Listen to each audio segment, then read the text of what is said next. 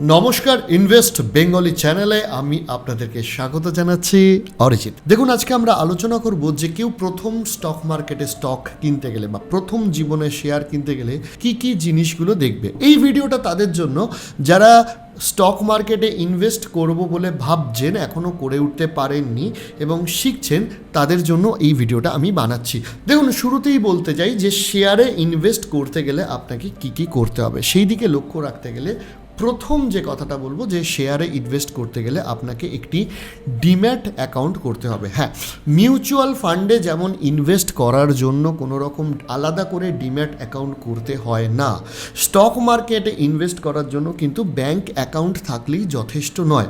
আপনাকে যে কোনো ব্রোকারেজ হাউস থেকে, অবশ্যই সেটা ভালো ব্রোকারেজ হাউস হতে হবে, কী কী দিক আপনি ব্রোকারেজ হাউসে দেখবেন সেগুলোও আমরা জানাবো। তবে আপনাকে একটা স্ট্যান্ডার্ড ব্রোকারেজ হাউসে ফার্স্টে ডিম্যাট অ্যাকাউন্ট করতে হবে এবং তারপর বিভিন্ন ফিলোসফি ফলো করতে হবে, যেগুলো আমরা ধীরে ধীরে আসছি। প্রথমে আপনাকে ভাবতে হবে যে আপনি কতটা ইনভেস্ট করবেন। দেখুন, প্রাক্তন মার্কিনী নাগরিক এলিজাবেথ ওয়ারেন, একজন বিখ্যাত রাইটার এবং রাজনৈতিকও ছিলেন বটে, তিনি অল ইয়োর ওয়ার্থ এই বইটিতে লিখেছিলেন যে খরচের হিসাব করার জন্য 50-30-20 এই রুলসটির কথা। তার মতে যেগুলো খুব প্রয়োজন, দরকারি জিনিস আমাদের জীবনে, তার জন্য 50% খরচা হওয়া উচিত। ইনকামের ওপর 30% খরচা আমরা আমাদের ইচ্ছা পূরণের জন্য করব, যেমন ধরুন ভ্যাকেশন, রেস্টুরেন্টে খাওয়া ইত্যাদি। আর 20% টাকা আমরা রাখবো হচ্ছে আমাদের সেভিংসের জন্য। এবার এটা হচ্ছে একটা স্ট্যান্ডার্ড ইনকাম যাদের, তাদের জন্য। এবার ধরুন আপনার যখন আস্তে আস্তে ইনকাম বাড়বে, আমি এই 50-30-20 কাদের জন্য বলছি, ধরুন আপনার ইনকাম 20,000-এর মধ্যে, তাহলে আপনি 10,000 টাকা সংসারে খরচা করছেন, 6,000 টাকা শখ পূরণের জন্য, 4,000 টাকা মতো আপনি জমাচ্ছেন ব্যাংকে প্রতি মাসে। কিন্তু আপনার যদি ইনকাম বেশি হয়ে যায়, ধরুন 1 লাখ টাকা আপনার ইনকাম, তখন কিন্তু এই 50-30-20 রুলসটা চলে না বলেই আমার মনে হয়। তখন কি করতে হয়, আপনি লাইফস্টাইল কিছুটা আপগ্রেড করলেন, আপনি 40,000 টাকার মধ্যে আপনি আপনার লাইফস্টাইল উন্নত করে আপনি হয়তো আপনার খরচাপাতি চালালেন। অর্থাৎ দেখুন, 1 লাখ টাকা ইনকাম করলেন, কিন্তু 40,000 টাকা যদি খরচা করেন, তাহলে 50%-এর বদলে 40%-এ আপনার খরচাপাতি চলে গেল, অথচ আপনার লাইফস্টাইলও কিন্তু উন্নত হলো। তার সাথে আপনি হয়তো আর 10,000 টাকা একটু শখ মেটালেন, বাকি 50,000 টাকা আপনি ইনভেস্ট করলেন। তাই আপনি দেখুন, আপনি আপনার ইনভেস্টমেন্টের পার্সেন্টেজটা বাড়াতে পারেন কি না। এই ধরনের রুলস কিছু হয় না, তথাপি আপনি যেরকম সাধারণ মধ্যবিত্ত, যারা বড় লোক নয়, তাদের কথা বলি, তারা কিন্তু এই 50-30-20 রুলসটা ফলো করতে পারেন। মিনিমাম 20% যেন আপনার ইনভেস্টমেন্টের জন্য থাকে স্টক মার্কেটে। এবার আসছি যে কত পার্সেন্ট টাকা স্টক মার্কেটে এবং বা ইকুইটি মার্কেটে, আর কত পার্সেন্ট টাকা একদম ডেপ্ট বা ফিক্সড ডিপোজিট, গভর্নমেন্ট স্কিম এগুলোতে রাখা উচিত। দেখুন, একটা সাধারণ প্রবাদ আছে, যে টাকাটা আপনি ইনভেস্ট করতে যাচ্ছেন, টোটাল যে টাকাটা, 100 থেকে আপনার বয়সকে বিয়োগ দিন, যে পার্সেন্টেজটা হচ্ছে সেইটা আপনি ইনভেস্ট করুন ইকুইটি মার্কেটে। মানে ধরুন আপনার বয়স 30 বছর, আপনি ইনভেস্ট করতে চাইছেন হয়তো 10,000 টাকা মাসে। 100 থেকে আপনার বয়স 30 বাদ দিলে কী হচ্ছে, 70। আপনি 70% টাকা ইকুইটি মার্কেটে ইনভেস্ট করবেন, অর্থাৎ 10,000 টাকার মধ্যে 7,000 টাকা ইকুইটি মার্কেটে ইনভেস্ট করবেন, 3,000 টাকা ডেপ্ট মার্কেটে ইউজ করবেন। তাই এরকমভাবে আমরা একটা ফর্মুলা বানাতে পারি। কিন্তু আবারও বলছি, যতটা পারবেন কম বয়স থেকে বেশি ইনভেস্ট করার চেষ্টা করবেন, তাহলে ভবিষ্যতে পোর্টফোলিওতে গিয়ে আপনার নেট ওয়ার্থ বা ওয়েলথ গেনটা অনেক বেটারভাবে চোখে পড়বে। এরপর আসছি আপনি কী ধরনের ইনভেস্টমেন্ট চান, সেটার উপর খুব ইম্পর্টেন্ট একটা জোর দিতে হবে। দেখুন, আপনাদের 3 ধরনের ইনভেস্টমেন্ট কিন্তু স্টক মার্কেট কিংবা ইকুইটি মার্কেটে হতে পারে। একটি হচ্ছে গ্রোথ ইনভেস্টমেন্ট, একটি হচ্ছে ভ্যালু ইনভেস্টমেন্ট, একটি হচ্ছে ডিভিডেন্ড ইনভেস্টমেন্ট। গ্রোথ ইনভেস্টমেন্ট কি না, গ্রোথ ইনভেস্টমেন্ট হলো এমন একটি স্ট্র্যাটেজি যার মাধ্যমে ইনভেস্টাররা ফোকাস করে নতুন এবং ডেভেলপিং কিছু কোম্পানির ওপর। অর্থাৎ এমন একটি ইনভেস্টমেন্ট স্ট্র্যাটেজি যেখানে ফিউচারে অনেকটা গ্রোথ রয়েছে। এমন আপনি বেশ কিছু কোম্পানি ধরুন বাছলেন, যে কোম্পানিগুলো হয়তো ফিউচারে গিয়ে অনেক বড় হতে পারে। যেমন ভারতবর্ষের বুকে আপনি যদি দেখেন যে ভারতবর্ষের বুকে ভবিষ্যতে ইনফ্রাস্ট্রাকচার কোম্পানি অনেক বেশি বড় হবে, কারণ ভারতবর্ষে প্রচুর ইনফ্রাস্ট্রাকচারের কাজ হচ্ছে। দ্বিতীয়ত হচ্ছে গ্রিন এনার্জির কোম্পানি অনেক বড় হবে, কারণ এই সেক্টরগুলো বাড়বে। তৃতীয়ত হচ্ছে আর্টিফিশিয়াল ইন্টেলিজেন্সের ওপর বেস করে যে সমস্ত কোম্পানিগুলো কাজ করছে, এটা শুধু ভারতবর্ষ না, গোটা পৃথিবীর বুকে বড় হবে। তাই আপনি ধরুন ফিউচারিস্টিক কোনো কোম্পানিতে ইনভেস্ট করলেন, যে কোম্পানিগুলো অনেকটা ফিউচারে গ্রো করবে, সেটাকে গ্রোথ ইনভেস্টমেন্ট স্ট্র্যাটেজি বলে, সেই একটা স্ট্র্যাটেজি আপনি ফলো করতে পারেন। ভ্যালু ইনভেস্টিং স্ট্র্যাটেজি, এটাও বেঞ্জামিন গ্রাহাম কিংবা ওয়ারেন বাফেটেরও একটি স্ট্র্যাটেজি বটে। এখানে আপনি ভালো কোম্পানি সঠিক ভ্যালুয়েশনে, যখন তার দাম কম হয়ে রয়েছে, সঠিক ভ্যালুয়েশনে কিনলেন এবং দীর্ঘদিন সেই কোম্পানিটিকে হোল্ড করে রাখলেন। তার ফলে দীর্ঘদিন ধরে সেই কোম্পানিটি ভালোভাবে ব্যবসা করলো এবং কোম্পানিটি বড় হলো, তখন কিন্তু আপনার একটি শেয়ারে লাভবান হওয়ার অনেক সম্ভাবনা থাকে। এটাকে ভ্যালু ইনভেস্টিং বলে এবং এই ভ্যালু ইনভেস্টিংয়ের জন্য আপনার স্টক মার্কেটে ধৈর্য রাখতে হবে এবং সময় দিতে হবে। এরপর আরেকটি ইনভেস্টমেন্ট স্ট্র্যাটেজি হতে পারে, সেটা হচ্ছে ডিভিডেন্ড ইনভেস্টমেন্ট স্ট্র্যাটেজি। দেখুন, আপনি যদি Coal India, ITC, ONGC, Hindustan Zinc এই ধরনের কোম্পানিতে ইনভেস্ট করেন, এরা ডিভিডেন্ড দেয়। ডিভিডেন্ড মানে তারা একটি লাভ্যাংশ আপনাকে প্রতি বছর দেয়। তখন কি হয়, আপনি স্টক মার্কেটে যখন ইনভেস্ট করছেন, এই ডিভিডেন্ডগুলো বছরে আপনি পেতে থাকবেন। এই ডিভিডেন্ডগুলো আপনার একটা বার্ষিক ইনকাম হতে থাকে। তাই আপনার যদি এরকম টার্গেট হয় যে স্টক মার্কেটে আমি যে টাকাটা দেবো সেখান থেকে আমি একটা ইয়ারলি অ্যামাউন্ট ইনকাম করব, তাহলে আপনি ডিভিডেন্ড ইনভেস্টমেন্টে যেতে পারেন। তবে আমার মতে যদি আপনার বয়স কম হয়, তাহলে গ্রোথ আর ভ্যালু ইনভেস্টমেন্ট এই দুটোতেই যাওয়া উচিত। কারণ ডিভিডেন্ড ইনভেস্টমেন্টে আপনি মাসে বা বছরে টাকা পেতে থাকবেন, কিন্তু যে কোম্পানিগুলো প্রচুর ডিভিডেন্ড দেয় তাদের ফিউচারের গ্রোথের সম্ভাবনা অতটা থাকে না, যারা লাভ্যাংশের পুরোটাই রিইনভেস্টেড করে তাদের গ্রোথের জন্য। সেই জন্য যদি বয়স তুলনায় কম থাকে, 40-এর নিচে থাকে, তাহলে কিন্তু আপনি ভ্যালু ইনভেস্টিং কিংবা গ্রোথ ইনভেস্টিংয়ের দিকেই নজর দিতে পারেন। এরপর আসছি যেটা মূল ব্যাপার, আমি শুরুতেই বলেছিলাম যে আপনাকে একটা ব্রোকারেজ হাউসে অ্যাকাউন্ট খুলতে হবে। এই ব্রোকারেজ হাউসে অ্যাকাউন্ট খোলার সময় আপনি কিন্তু খুব সতর্ক থাকবেন, কারণ প্রচুর ব্রোকারেজ হাউস উঠে যায়। দুই, তাদের অনেকেই কিন্তু অসৎ হয়, অর্থাৎ সৎ হয় না। তাই আপনাকে বেশ কিছু মার্কেটে সৎ ব্রোকারেজ হাউস রয়েছে, তাদের মধ্যে থেকেই খুলতে হবে। আমি আপনাদেরকে একটি স্ট্যান্ডার্ড অ্যাপ অথবা ওয়েবসাইট রেকমেন্ড করতে পারি, যেটার মাধ্যমে আপনারা স্টক মার্কেটে ইনভেস্ট কিংবা আপনি স্টক মার্কেটে ট্রেডিংও করতে পারেন। সেটি হচ্ছে সুনিয়া অ্যাপ। সুনিয়া অ্যাপ ফিনোভেশিয়া কোম্পানির একটি সাবসিডারিজ, এবং সবথেকে বড় কথা হচ্ছে সুনিয়াতে আপনি যদি ডিম্যাট অ্যাকাউন্ট খোলেন, অন্যান্য কোম্পানিতে যেমন ডিম্যাট অ্যাকাউন্ট খোলার জন্য বার্ষিক একটি চার্জ দিতে হয়, এখানে কিন্তু ডিম্যাট অ্যাকাউন্ট খুলতে পারবেন বিনামূল্যে, অর্থাৎ আপনাকে এক্সট্রা কোনো টাকা দিতে হবে না। যত দিন যাচ্ছে এই ব্রোকারেজ ফিস কিন্তু খুব বিরক্তিকর হয়ে উঠছে। আপনি ট্রেডিং করতে গেলে আপনাকে ব্রোকারেজ ফিস দিতে দিতেই আপনার অনেক টাকা চলে যাচ্ছে, কিন্তু শূন্যতে এই অসুবিধা নেই। বিশেষ করে ধরুন আপনি ইন্ট্রাডে কিংবা ফিউচার অপশনস ট্রেডিংয়ে প্রতি বাই অথবা সেল অর্ডারে 20 টাকা করে ব্রোকারেজ ফি কাটা হয়। অর্থাৎ আপনি যদি মাসে 15টি ইন্ট্রাডে করেন, তাহলে কিন্তু আপনার প্রায় 600 টাকা ব্রোকারেজ ফিসেই চলে যাবে, যেটা কিন্তু এক্সট্রা খরচ। সুনিয়া ট্রেডিং প্ল্যাটফর্মে কিন্তু এই সমস্যাটা থাকবে না। এখানে mutual fund, SIP, derivative, currency, commodity, IPO, future option ইনভেস্টমেন্টে আপনার কোনো ব্রোকারেজ ফিস লাগছে না। ইনফ্যাক্ট এদের এএমসি চার্জও নেই, অর্থাৎ জিরো ব্রোকারেজ মানে সত্যি জিরো। আপনারা যদি একটা চার্ট দেখতে পারেন, এই চার্টটা আমি আপনাদের দেখাচ্ছি। এই চার্টে দেখুন ইন্ট্রাডে ট্রেডিংয়ের ক্ষেত্রে যেখানে জিরো দেয় 54 টাকা, আপস্টক্স গ্রো 5 পয়সাতে 65 টাকা, ফায়ার্স 53 টাকা লাগে, সেখানে শূন্যাতে কিন্তু মাত্র 18 টাকা লাগে, এবং এই 18 টাকার মধ্যে কিন্তু ব্রোকারেজ হিসাবে শূন্যা 1 টাকাও নেয় না। এইভাবে আপনি যদি আবার দেখেন যে অন্যান্য প্ল্যাটফর্মে ফিউচার এবং অপশন ট্রেডিংয়ের জন্য 130 টাকার উপরে চার্জ রয়েছে, যেখানে শূন্যাতে 84 এবং 89 টাকা যথাক্রমে লাগে। অন্যান্য প্ল্যাটফর্মের ক্ষেত্রেও দেখবেন যে ডিপোজিটারি চার্জ 13 থেকে শুরু করে 20 টাকা পর্যন্ত হয়, শূন্যাতে মাত্র 9 টাকা চার্জ লাগে। অর্থাৎ আপনি যদি ব্রোকারেজ ক্যালকুলেশনও করেন, স্ক্রিনে আপনাদের ক্যালকুলেটরও দেখে দিচ্ছি, যেখানে ধরুন 10 টাকায় আপনি একটি কোম্পানির 120টা শেয়ার কিনে 1400 টাকায় বিক্রি করলেন। ক্যালকুলেট করার পর আপনি স্ক্রিনে দেখতে পাচ্ছেন যে এখানে ব্রোকারেজ ফিস শূন্য রয়েছে, শুধুমাত্র এসটিটি এবং জিএসটির মতো অন্যান্য কিছু চার্জ রয়েছে। ক্লিয়ারিং চার্জ এবং আদার্স চার্জ কিন্তু সত্যি করে শূন্যই রয়েছে। অর্থাৎ আপনি বুঝতে পারছেন অন্যান্য প্ল্যাটফর্মের থেকে শূন্যের চার্জ কিন্তু এখানে অনেক কম, এবং একইভাবে আপনি এখানে এফএনও, কারেন্সি, কমোডিটির জন্য ক্যালকুলেশন করে দেখতে পারবেন। এবার যদি আমরা ফিচার নিয়েও কথা বলি, তাহলে বলবো যে এটা নিয়ে একদম ভাবার কিছু নেই, কারণ জিরো ব্রোকারেজ আছে বলে ফিচার্স কম এরকমও না। এখানে আপনি 100-র বেশি মার্কেট ইন্ডিকেটর সহ trading view chart, option change ইত্যাদি নানা রকম জিনিস পেয়ে যাবেন ফিচার হিসাবে। এবং আপনাদের জানিয়ে রাখি যে 2009 সালে প্রাক্তন ওয়াল স্ট্রিট ব্যাংকারেরা প্রতিষ্ঠা করেছিলেন। এটি এনএসই, বিএসই সহ সেবি সহ সর্বত্র রেজিস্টার্ড রয়েছে। এবং ফিনোভেশিয়া, যেটা এদের মাদার কোম্পানি, তারা নন ব্যাংকিং ফাইন্যান্সিয়াল কোম্পানি, আরবিআইতে এদের এনবিএফসির লাইসেন্সও রয়েছে। তাই এটার লিগ্যাল দিক দিয়ে কোনো সমস্যা নেই, আমি সেই জন্য আপনাকে এটা দেখালাম।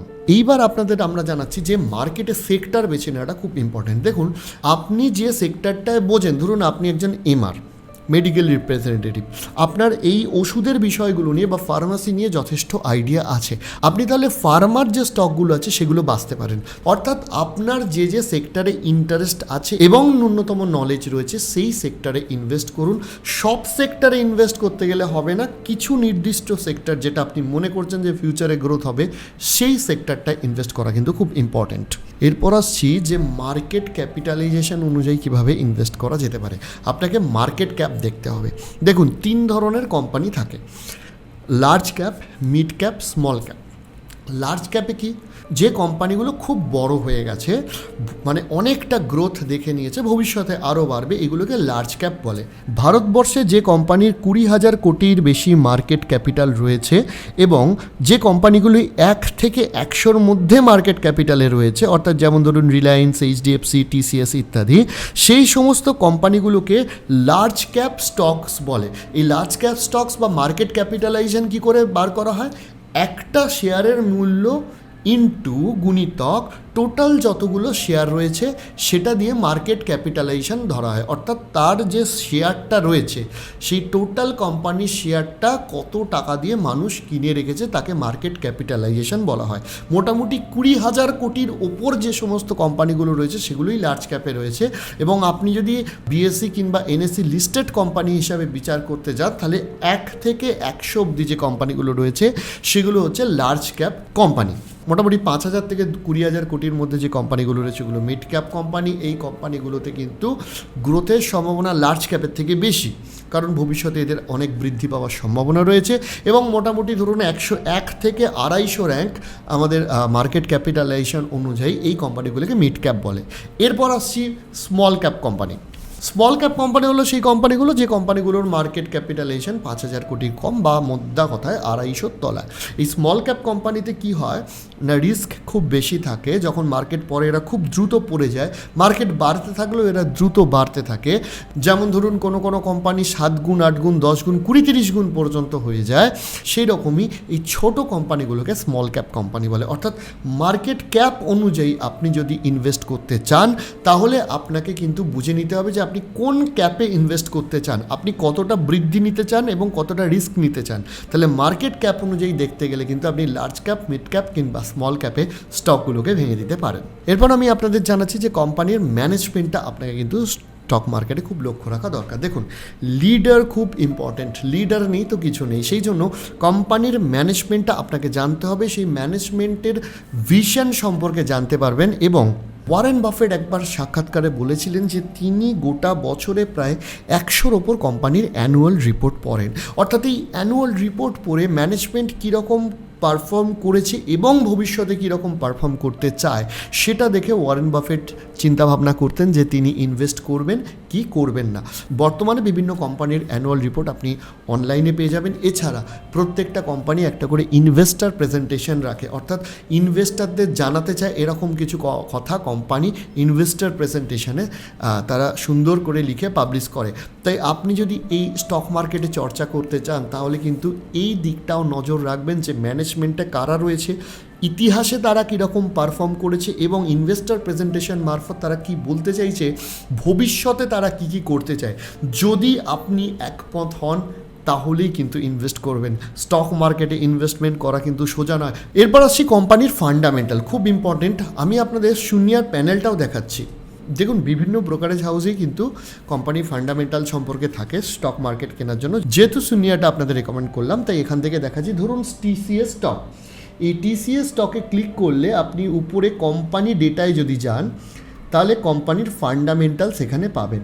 এইখানে দেখুন কোম্পানির সম্পর্কে বিভিন্ন ডিটেলস দেওয়া রয়েছে, যেমন ধরুন gross profit, tax, interest, net profit, total income company কত করেছে, আদার ইনকাম কত করেছে, টোটাল এক্সপেন্ডিচার কত করেছে, ইনফ্যাক্ট কোম্পানির নেট প্রফিট কত করেছে, এইগুলো কিন্তু আপনি পেয়ে যাবেন। অর্থাৎ কোম্পানির টোটাল হিস্ট্রিটা আপনি দেখতে পাবেন, ব্যালেন্স শিটটা আপনাকে দেখতে হবে, যদিও এটা খুব শক্ত হয়ে যাচ্ছে কিন্তু একটু একটু করে শিখতে হবে। কোম্পানির আপনি দেখুন, আমি আপনাদের দেখাচ্ছি যে টিসিএস কোম্পানি দেখুন, নেট প্রফিট 22 মার্চের তুলনায় 23তে কিন্তু বেড়েছে, অর্থাৎ কোম্পানির বৃদ্ধি হচ্ছে। দেখুন টোটাল ইনকামও ইনফ্যাক্ট আপনি যদি দেখেন তাহলে বৃদ্ধি হয়েছে। এইভাবে আপনাকে বুঝতে হবে যে কোম্পানির ইনকাম বাড়ছে কিনা, এইভাবে আপনাকে বুঝতে হবে যে কোম্পানির নেট প্রফিট বাড়ছে কিনা। ইনফ্যাক্ট আপনাকে বেশ কিছু ফান্ডামেন্টাল ক্যালকুলেশনও করতে হতে পারে, যেমন ধরুন পি রেশিও, পিবি রেশিও, এগুলো নিয়ে আমরা এপিসোড বানিয়েছি, আপনি এগুলো দেখতে পারেন। এইগুলো দেখে আপনাকে মোটামুটি একটা অ্যানালাইসিস করতে হবে যে সেই শেয়ারটা আপনার কেনা উচিত কি উচিত না। দেখুন একটা ভিডিও দিয়ে সব কিছু বলা যাবে না, কিন্তু একটা শেয়ার কিনতে গেলে কি কি করা উচিত বা দেখা উচিত সেটা আপনাদের শেখাচ্ছি। আমাদের কিন্তু অলরেডি অনেকগুলো ভিডিও রয়েছে স্পেসিফিক ওই পয়েন্টগুলো নিয়ে ব্যাখ্যা করার জন্য। অর্থাৎ ধরুন ফান্ডামেন্টালস দেখতে গিয়ে আপনি যদি পি রেশিও দেখেন, এবার আপনি যদি না বুঝতে পারেন পি রেশিও কি, আমাদের ওই ভিডিওটা দেখে নিতে পারেন। সেই জন্য স্টকে কিন্তু ইনভেস্ট করার আগে বারবার বলছি আপনি জেনে বুঝে তারপর ইনভেস্ট করবেন। এরপর আসুন যে কোম্পানির কম্পিটিটরদের থেকে কোন কোন জায়গায় এগিয়ে আছে বা কোম্পানির ইউএসপিটা কি। অর্থাৎ জিও যখন লঞ্চ করলো, আপনাদের মনে আছে যে জিও ফ্রিতে কানেকশান দিচ্ছিল, আমরা সবাই নিয়েছিলাম। কিন্তু আপনারা একটা জিনিস লক্ষ্য করেননি বা ভুলে গেছেন হয়তো, ওই সময় ভোডাফোন, আইডিয়া আলাদা ছিল, এয়ারসেল, এয়ারটেল, এদের 4G এটার ওপর কম জোর দেওয়া হতো, 2G কিংবা 3G কানেকশানই বেশি চলতো। জিও কী করলো, জিও ফিউচারটা দেখলো, দেখে সরাসরি শুধুমাত্র 4G কানেকশান নিয়ে এলো। জিও বললো আমি 2G কিংবা 3Gতে কোনো কানেকশান আনবো না। অর্থাৎ জিও তাদের কম্পিটিটরদের থেকে এক ধাপ এগিয়েই শুরু করলো, বললো আমি পিছনের টেকনোলজিতে ভাই আর যাবো না, আমি ফিউচারের টেকনোলজিতে যাব। এটাকে বলা হয় কম্পিটিটরদের বিট করে দেওয়া। প্লাস জিও ফ্রিতে দিল। অর্থাৎ আপনার কোনো কোম্পানি স্টক কেনার সময় মনে রাখতে হবে যে এই কোম্পানি এমন কি কিছু করছে যেটা কম্পিটিটররা করছে না। যেমন ধরুন হিন্দুস্তান ইউনিলিভার, আপনি যে কোনো দোকানে গিয়ে দেখবেন হিন্দুস্তান ইউনিলিভারের যে সিস্টেম, ডিস্ট্রিবিউশন সিস্টেম, সেটা এক কথায় অসাধারণ। সমস্ত ভারতবর্ষের কোনার কোনার দোকানে হিন্দুস্তান ইউনিলিভারের কিন্তু জিনিসপত্র পৌঁছে যাচ্ছে খুব সহজে এবং গুড সাপ্লাই চেন তাদের রয়েছে। এই সাপ্লাই চেনটা হয়তো অনেক এফএমসিজি কোম্পানির নেই। অর্থাৎ কোম্পানিটার কোনটা ইউনিক রয়েছে বা বেস্ট রয়েছে যেটার জন্য কোম্পানিটা ফিউচারে এগোতে পারে। ইনফ্যাক্ট কোম্পানি কম্পিটিটরদের থেকে কোন কোন পয়েন্টে এগিয়ে সেটা কিন্তু দেখুন। এরপর আসছি স্টকে ইনভেস্ট করার সময়। দেখুন স্টকে ইনভেস্ট তখনই করুন যখন আপনি লং টার্মে করতে পারেন। যদি আপনার ট্রেডিং করার মেন্টালিটি থাকে তাহলে আলাদা, আমি এর আগের এপিসোডে বলেওছি ট্রেডিং প্যানেলে কী কী থাকে আমি দেখিয়েওছি। কিন্তু যখন ইনভেস্ট করার ইচ্ছা আছে তখন 6 মাসের জন্য ইনভেস্ট করব, 1.5 বছরের জন্য ইনভেস্ট করব, এই ধরনের মানসিকতা নিয়ে আসবেন না। দীর্ঘদিন ধরে ইনভেস্ট করবেন। সেই জন্য ইনভেস্টার হয়ে যদি আসেন, ইনভেস্টমেন্ট মাইন্ডসেট নিয়ে যদি আসেন, ওই স্টকটাকে ব্যবসা করতে সময় দিতে হবে। আপনি খুব সহজে ধরুন যে আপনি একটা দোকান নিয়েছেন, আপনি কি মনে করবেন যে একটা ধরুন আপনি ছোট দোকান করেছেন, সেখানে আপনি চাউমিন বিক্রি করেন। এবার আপনি কি মনে করবেন যে আপনি যেদিনকে চাউমিন বিক্রি করতে বসছেন সেদিনকেই আপনার বিশাল সেল হয়ে যাবে, বিশাল নাম করবেন? সেরকম না। আবার ইনফ্যাক্ট আমরা তো যে কোনো স্টকে মাঝখানে ঢুকি। ধরুন আপনি একটা চাউমিনের দোকানের মালিকানা নিয়েছেন, সেই চাউমিনের দোকানটা হয়তো খুব রেপুটেড, কিন্তু আপনি যেদিনকে মালিকানা নিয়েছেন তার পরপর 10 দিন বা 12 দিন সেই অঞ্চলে বন্ধ, দাঙ্গা ইত্যাদি নানা কারণে দোকান হাফ সময় বন্ধ করে রাখতে হয়েছে, লোক আসেনি। তাহলে আপনার প্রথম 10-15 দিন ওই দোকানটার একদম বিক্রি হয়নি। আপনি কি ভাববেন যে আমি একটা রেপুটেড দোকান কিনলাম, আমার ব্যবসাটা চলছে না, আপনি প্যালপিটেশনে সেটা বিক্রি করে দিলেন? সেটা কি ঠিক হবে? ঠিক হবে না। অর্থাৎ যে কোনো বিজনেসে খারাপ কিংবা ভালো সময় থাকে, একটা সার্কেল চলতে থাকে। তাই আপনি যদি একটা কোম্পানি স্টক কেনেন এবং সেখান থেকে প্রফিট করতে চান, অন্তত 10 বছরও সময় দিন। ট্রেডিং করতে গেলে সেটা আলাদা বিষয়, আলাদা টেকনিক, আলাদা ফিলোসফি, কিন্তু ইনভেস্টর হিসেবে যদি আপনি আসেন তাহলে মিনিমাম 10 বছর টাইম দেবেন। এরপর আমি আসছি যে এআই এর মাধ্যমেও কিন্তু আপনি স্টকে ইনভেস্ট করতে পারেন। আর্টিফিশিয়াল ইন্টেলিজেন্স ভবিষ্যতে অনেক ভূমিকা পালন করবে, তার মধ্যে একটা হচ্ছে স্টক প্রেডিক্ট করা। কিন্তু এটাকে পুরোপুরি গুরুত্ব না দিয়ে আপনি এর মাধ্যমে সাহায্য নিতে পারেন। এআই কিন্তু সব কথা যে ভবিষ্যৎবাণী করে দেবে সেটা না, কারণ এআই অ্যানালাইসিস করে আগের যে ডেটা আছে তার ওপর। সেই জন্য আপনি এআই এর সাহায্য নিতে পারেন। এআই আপনাকে 60-70% ইভেন এগিয়ে দিতে পারবে আপনার অ্যানালাইজিংয়ের ক্ষেত্রে। এবং এক্ষেত্রেও আমি বলে রাখি, যেহেতু সুনিয়ার কথাটা বললাম, সুনিয়ার যে মাদার কোম্পানি ফিনোভেশিয়া তাদের ইউজারদের জন্য একটি স্পেশাল টুল এনেছে, যেটি বিখ্যাত ইনভেস্টমেন্ট ব্যাংক নো ফার্স্টের পার্টনার। এই এআই স্টক ট্রেডিংয়ের মাধ্যমে আপনি আগামী 6 মাসের একটা প্রেডিকশন কিন্তু পেয়ে যাবেন এবং আপনাকে 1500 স্টকের গতিবিধি প্রেডিক্ট করে দেবে এই এআই টুলসটি। ড্যাশবোর্ডে যাওয়ার পর আপনি এআই পিক্স ট্যাবে ক্লিক করলে আপনি শীর্ষ 60খানা স্টক বাছাই করে দেখতে পারবেন এবং এই স্টকগুলি লার্জ ক্যাপ, মিড ক্যাপ এবং স্মল ক্যাপ বিভাগে ভাগ করা রয়েছে। কিছু স্টকে কিন্তু আপনাকে গ্রিন সিগন্যাল দেওয়া হচ্ছে এআই মারফত, যেটা আপনাকে কিনতে বলছে, আর কিছু স্টকে রেড সিগন্যাল দিচ্ছে, যেটা আপনাকে কিনতে বারণ করছে বা বিক্রি করে দিতে বলছে। এবং এআই তার ফোরকাস্টের মাধ্যমে 3 দিন, 7 দিন, 14 দিন, 1 মাস, 3 মাস, এমনকি 1 বছরের পর্যন্ত সিগন্যাল বা একটি প্রেডিকশন দিচ্ছে তার আর্টিফিশিয়াল ইন্টেলিজেন্সের মাধ্যমে। অর্থাৎ এখন নতুন সিস্টেম এই আর্টিফিশিয়াল ইন্টেলিজেন্স, এটার সাহায্য নিতে পারেন, যেটা এই মুহূর্তে দাঁড়িয়ে ফিনোভেশিয়াই একমাত্র অ্যাভেলেবেল করতে পেরেছে। তাই আপনি শেয়ার মার্কেট ইনভেস্ট করার সময় এই বিষয়গুলো কিন্তু মাথায় রাখবেন এবং মাথায় রাখবেন যে স্টক মার্কেটে কারুর টিপস নয়, নিজের মস্তিষ্ক দিয়ে তবেই আপনাকে এগোতে হবে। আমি জানি যে ভিডিওটা অনেকটা বড় হলো, কিন্তু অনেক কথা বলার ছিল তাই আপনাদের বললাম। আশা করছি আপনাদের আরও আলোচনা করতে করতে আরও নলেজ, আমার যেটা সীমিত নলেজ রয়েছে সেটা শেয়ার করতে পারবো। আজকের জন্য এটুকুই থাক। তবে আমার একটা বাংলা গানের চ্যানেল রয়েছে, অরিজিৎ চক্রবর্তী, আমার নামই করা। আপনি যদি বাংলা গান শুনতেও ভালোবাসেন, ওই চ্যানেলটা একটু ঘুরে আসতে পারেন। আজকের জন্য এখানেই শেষ করছি। নমস্কার। পরবর্তী এপিসোডে আপনাদের সাথে আবার দেখা হবে।